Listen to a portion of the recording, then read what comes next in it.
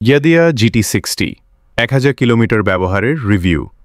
Hello বন্ধুরা, আসসালামু আলাইকুম।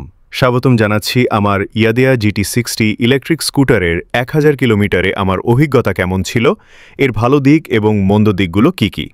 চলুন শুরু করা যাক। ভালো দিকসমূহ প্রথমে কথা বলি এর ভালো দিকগুলো নিয়ে।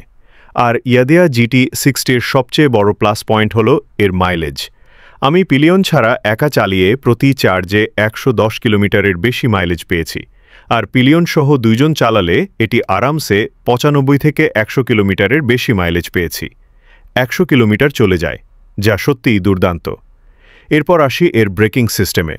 এতে ডাবল ডিস্ক ব্রেক দেওয়া হয়েছে এবং এর পারফরম্যান্স খুবই ভালো। ইমার্জেন্সি ব্রেকিংয়েও আমি বেশ ভালো কনফিডেন্স পাই। এই স্কুটারের সাসপেনশন এক কথায় অসাধারণ। আমি বেশ কিছু ভাঙা রাস্তায় চালিয়েছি, কিন্তু এর সাসপেনশন আমাকে হতাশ করেনি। যে কোনো ঝাঁকুনি খুব ভালোভাবেই এটি সামলে নিতে পারে। ইলেকট্রিক স্কুটার হিসেবে এর স্টোরেজ বিশাল।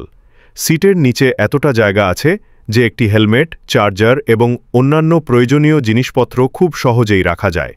আর এর সিটিং পজিশন খুবই আরামদায়ক। লম্বা সময় ধরে চালালেও ব্যাক পেইন বা অন্য কোনো অস্বস্তি বোধ হয় না। সিটটি যথেষ্ট চওড়া এবং নরম।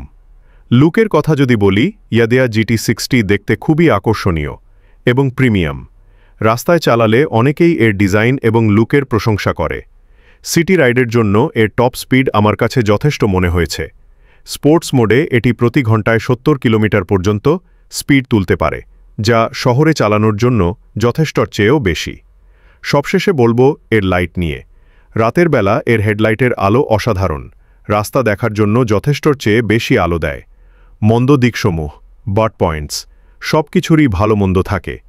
1000 কিলোমিটার ব্যবহারের পর আমার কাছে এর দুটি দিক দুর্বল মনে হয়েছে। প্রথমত, এর হর্নের সাউন্ড খুবই কম এবং দুর্বল। শহরের ভিড়ে এই হর্ন প্রায় শোনাই যায় না বললেই চলে। দ্বিতীয়ত, এর ব্যাটারি। এতে গ্রাফিন লেড অ্যাসিড ব্যাটারি ব্যবহার করা হয়েছে। যদিও গ্রাফিন টেকনোলজি সাধারণ লেড অ্যাসিডের চেয়ে ভালো, তবুও আমার মনে হয় এই বাজেটে লিথিয়াম আয়ন ব্যাটারি হলে আরও ভালো হতো। লেড অ্যাসিড ব্যাটারি সময়ের সাথে দ্রুত ডিগ্রেড হওয়ার সম্ভাবনা থাকে।